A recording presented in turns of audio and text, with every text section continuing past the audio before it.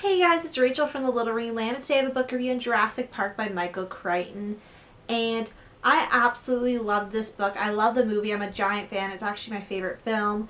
And I really want to rewatch it after reading this. Also, a side note, sorry the lighting's a little weird. It's going to be a little weird for a while now because I was wondering why I had so much difficulty with this camera now, like trying to get the light working, like not the light working, but like trying to do the right lighting so it shows up good on camera, but I haven't had this camera in the winter, so that might be my problem.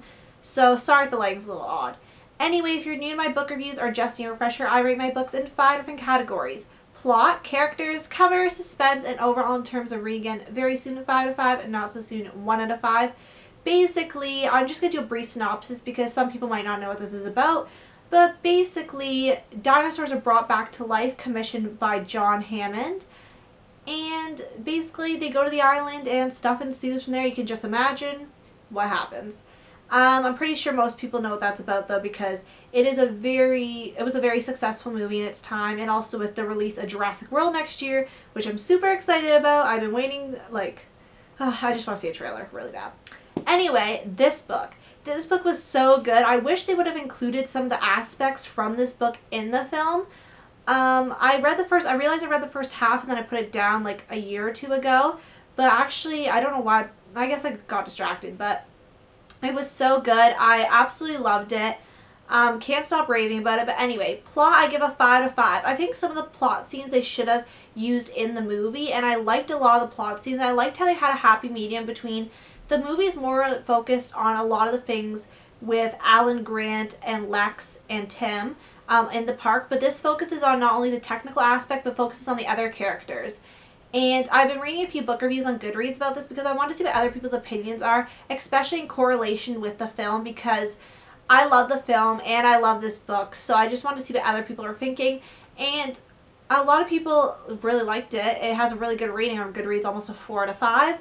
But I like the plot. I just love it so much. It wasn't really dull for me. The science bits, like, I'm not a science person. Science class was never my favorite class, let's be honest here. But Michael Crichton, how he writes it, he has characters that don't quite almost understand the stuff, so then they explain it simply, or not, like, maybe not too simply, but they explain it to the character so the reader can kind of envelop that. And I find a lot of his books are, like, I've read, I don't know if I finished Airframe. I think I put that one down too. I don't know what was my problem with his books then. But Airframe, his other book I read, and a lot of his books have technical and science and medical aspects, and I like how they're explained. I love the build up to the park. I love the reactions. Like, it was just, I could imagine the park because of the film. And it's just such a thrill. It was a page turner. If you've been watching my reviews lately, you know that I have not had very many up because I am in university and, you know, I have a lot of work and stuff to do. But this book is pretty thick, and I finished this, I think, in 5 or 6 days, which is pretty fast for me during the school year. But it was amazing, and I suggest if you're a fan of the movie to definitely pick this up because it's really interesting to compare what scenes they should put in the movie, and even scenes they did put in the movie, they, like, tweaked a little bit. Specifically, like, the kitchen scene near the end of the movie. I'm not going to say how it was tweaked, but it was kind of tweaked in the book. Sorry if that was a little bit of a spoiler, but I figure a lot of people, if they've seen the movie, they probably assume that was in the book because that's one of the most, like, iconic scenes, I guess. Characters, I give a 5 out of 5 as well.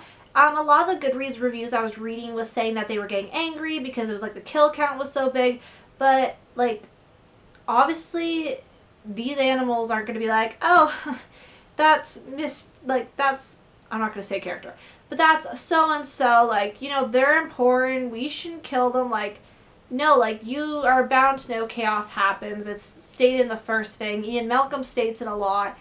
And the characters, even though there was a large kill count, which this book is known for, it wasn't anything like Final Destination. So if you don't know what I was referencing with Final Destination, basically, I've only seen one of them because I was forced to watch it, kind of. My cousin wanted me to watch it. She said, wasn't that scary? It scared me. But basically, something happens, the kids die one by one. So, like, basically, it's nothing like that. Like, you had really good character development. You really got to know the characters before they died. Maybe you didn't know every single thing about them, but I felt as if I knew certain characters before they left.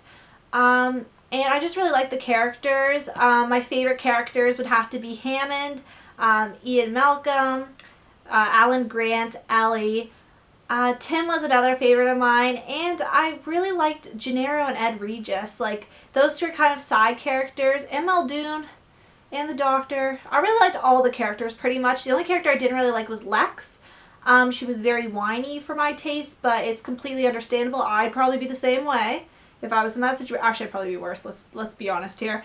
But yeah, I just really liked all the characters. I just went on a tangent. Sorry, guys. Anyway, the cover. I give the cover a 5 out of 5 still. It's not my favorite cover. I really like the movie covers, but obviously those ones went long out because they are obviously around when the movie came out. But I really like the simplicity of this book, and I like how it's like the red with the white words, and then you have the silhouette of the dinosaur. As well, I like how the theme is on the back, and I really like the ancient bug. I don't know what that kind of bug is. I probably mosquito, that's what it is. I couldn't remember it. The mosquito here, because that's kind of where the journey all starts. I just really like the simplicity of this, and I actually see it as kind of like iconic, but it's not really the most iconic one, because the iconic one would be the cover of the movie one. But I just really like the simplicity of this. Like, I don't think it needs too much. The story holds so much that I don't even know what else you would put on the cover, besides maybe the arches, but that is again the movie. Anyway, Suspense, I give a 5 out of 5. I absolutely loved the suspense. It was so good. I tried to read about 50 to 75 pages a day, and I just kept wanting to read the next page and see what happened. Like, I'd stop. And in this book, I'm just going to go to the beginning of the book to show you guys. Where's one? 1 second, guys. Okay, so if you can see that, they stop kind of like midway. So this is called like the share of the data. And I would stop at like the right before that part, but then I keep wanting to read, but the print's so small. Sometimes at night my eyes would be like watering because I'd read so much that day. Rather it be schoolwork or this, but it kept me really intrigued. I was trying to eat and read it, but this edition's kind of hard because you can't see. You have to like bend it open more. But I just loved the suspense. It was just as suspenseful as a movie, if not more. And overall, I give this book a 5 out of 5. I absolutely love this book. It was super good. Definitely makes me even love the movie more and cherish it, but definitely makes me see stuff that they could have put in the movie. But that doesn't bother me because I see book to movie adaptations as kind of separate entities. But I really loved this book. It was so good, and I hope to reread in the future. And I really want to move on to Lost World, but right now I'm doing a read-along, and then I'm doing a book for the prevention of... I forget the readathon's name because it's long. But I'm reading another book for that, and then I'm going to go right into Lost World.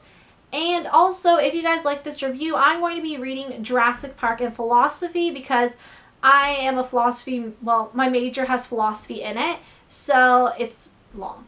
But basically, I love philosophy, and I found these editions, which are just basically, they take TV shows and movies and talk about them in a philosophical manner, which I really enjoy because it helps me learn the concepts if I was a little fuzzy on them. So if you guys want to see a review on that when I finish that, if you liked this review, definitely let me know. And I'm going to be picking up Lost World very, very, very soon. I have it on my shelf waiting to go. And yeah, if you've read this book, definitely let me know you thought. I just can't stop gushing about this book. And I want to thank you guys so much for watching. I'll see you guys later. Bye.